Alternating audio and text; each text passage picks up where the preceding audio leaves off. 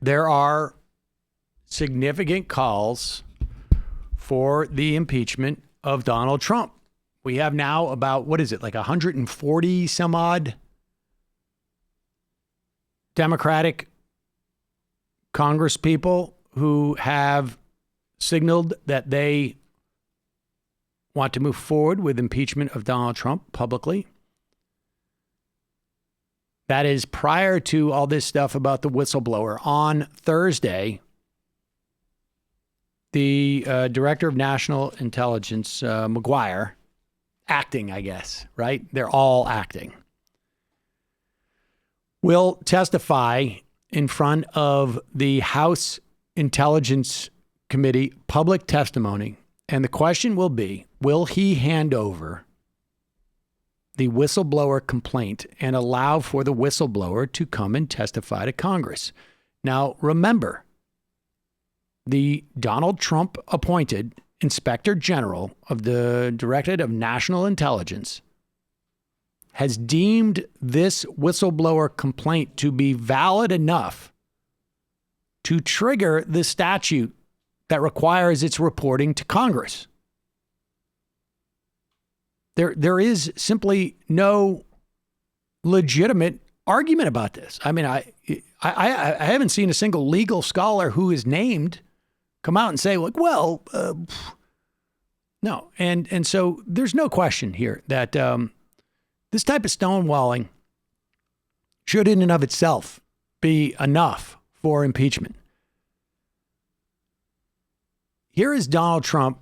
Here's two clips. We have a Donald Trump.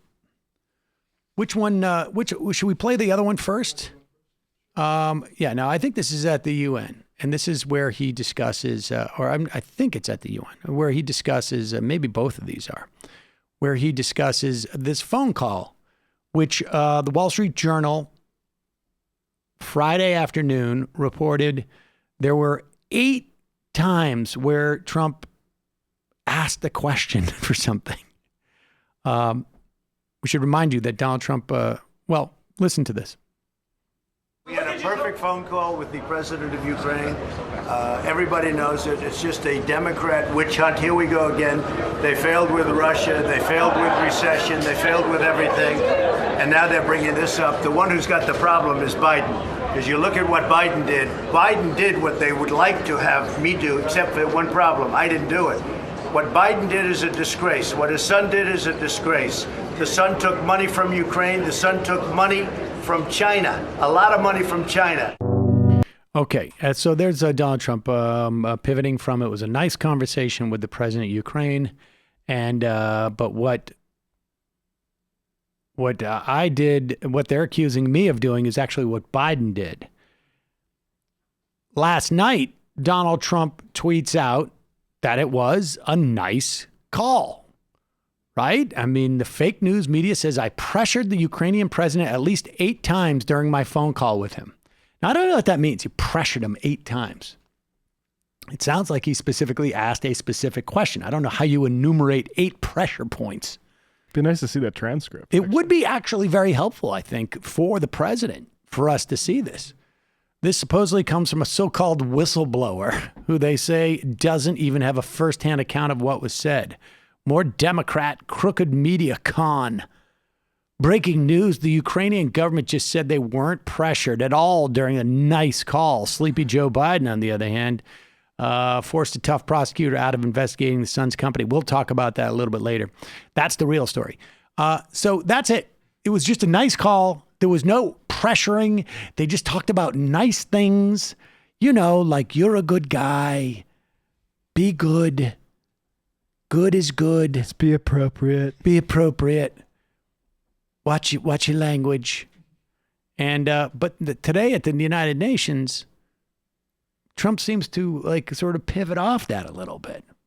What did you tell the Ukrainian president about Joe Biden and his son during your phone call? Well, you're going to see, because what we are doing is we want honesty. And if we deal with a country, we want honesty. And I think with the new president, you're going to see much more honesty in the Ukraine. And that's what we're looking for. We're supporting a country. We want to make sure that country is honest. It's very important to talk about corruption. If you don't talk about corruption, why would you give money to a country that you think is corrupt? One of the reasons the new president got elected is he was going to stop corruption. So it's very important that on occasion you speak to somebody about corruption. Very important. Okay. Now, I don't know how your nice phone calls go, but buried in that jibber jabber was an ultimatum. If you're going to support a country, you want them to be honest. Now, on most of my nice phone calls, I don't question the honesty of the people I'm talking to. And then to the extent that I am questioning the honesty, I don't necessarily say, and I'm not going to give you the support that I've given you in the past because I suspect you're dishonest. I just want you to root out corruption. And I'm going to say that 8 times and dangle money in front of you. He almost admits, he's like walking up to the line.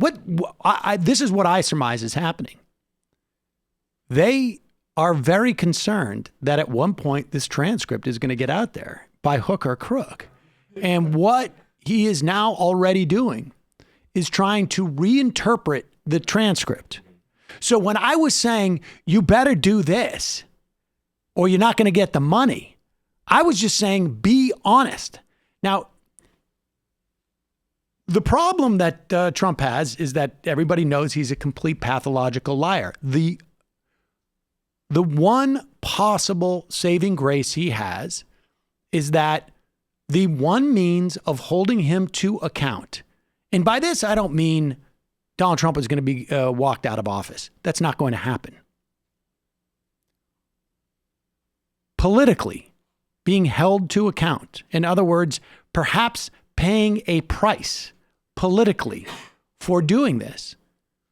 The one thing that could make that happen or that could prevent that from happening is Nancy Pelosi right now. The difference between the Democratic Party not holding him to account and the Republican Party not holding him to account, if you don't understand that dynamic, maybe I can't explain it to you, but it is so massive and so obvious in the context of a 2-party political system heading into a presidential election year. Right now, Donald Trump's criminal behavior is on Nancy Pelosi because she is next in line to respond to it. Nobody else can. She is the only one now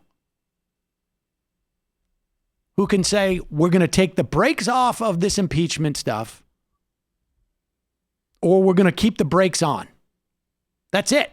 There's no one else. Mitch McConnell is not on the hook for this until Nancy Pelosi does her job.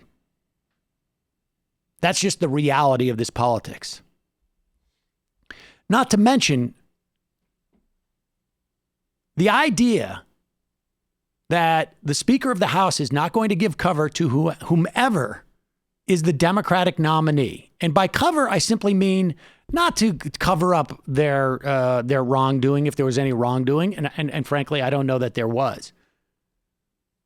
But political cover. We can see what's going on. The New York Times is reporting this literally in the first paragraph of their story on Joe Biden. Is the Times has no evidence of anything that was corrupt or any law breaking. And then it just goes on to talk about it for paragraphs. And but the fact of the matter is it's a fairly nuanced situation in which I think very hard to say that there's no sort of structural corruption here, because there is. But it's not illegal. And I'm not apologizing for it at all. And frankly, I think mean, if it was up to me, it would be disqualifying only because it is a huge liability going into an election like this. And the fact of the matter is, I think like with other candidates, if there was a similar dynamic, I don't think it would be as problematic, to be honest with you. But here's the deal. Let's just get this out of the way. So Joe Biden's son, Hunter, is being paid at one point something like $50,000 a month to sit on the board of a Ukrainian energy company. Now, I don't know what Hunter Biden's specialty is, but I would be very, very hard pressed to believe that Hunter Biden had some type of like doctorate in Ukrainian energy markets or supplies. But his father at the time was vice president. Is that illegal? No. Is it corrupt in the way that our government has become corrupted, like broadly? Yes. Does that mean that Joe Biden did anything wrong? No. In fact, it appears from the reporting now that what Joe Biden was doing was pushing out or helping to push out a prosecutor whom other governments, including the U.S. government, felt was not doing enough to pursue corruption. In fact, this prosecutor had suspended the investigation on the company that Hunter Biden was working for. And Joe Biden was pushing this guy out for a prosecutor who would be more aggressive in going after this corruption. Now, it's quite possible that Joe Biden was doing this with the knowledge of like, I can push for this. We need less corruption there and my son will be fine. You know, there was probably nothing illicit at all about him being paid this money, but we all know why it was. It was because they were hoping to get influence. That's the problem we have with lobbying. That's the problem that we have with paid speeches. That's the problem we have with all this. But it's not nearly as illicit as what Donald Trump has done. And so the question is like, how do you, if Joe Biden ends up being the nominee, how do you deal with this? And for Nancy Pelosi to be sitting on her duff, protecting, or what she thinks is protecting some of these frontline Democrats in the House, which I think is dubious, particularly based upon all the data, is absurd. It's absurd. Playing this type of defense, this defensive posture, this four corners that they're playing is going to hurt the Democrats. And I mean, if it was up to me, I would say Joe Biden drop out, because the reality is the media is not fair. This sucks. It's not a good look.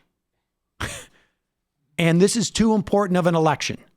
And the problem that Joe Biden has that is unique to Joe Biden, because if Bernie Sanders' son was getting paid by the same company, I think it would be far less of a problem. If Elizabeth Warren, if Pete Buttigieg's husband was being paid by the same company in the same fashion, I think it would be less of a problem. Pick whoever, whatever candidate it is. The problem that Joe Biden has is, what is Joe Biden running on? I'm not corrupt. Donald Trump is corrupt. He's undercutting American values. I'm not going to do that. He is besmirching the office. I will restore its dignity. The problem is Joe Biden is running on his personal attributes and character and his integrity, and this strikes to the heart of that. All the other candidates, not all, but for the vast majority of them, are running on a series of policy platforms. Some I like, some I don't like, whatever.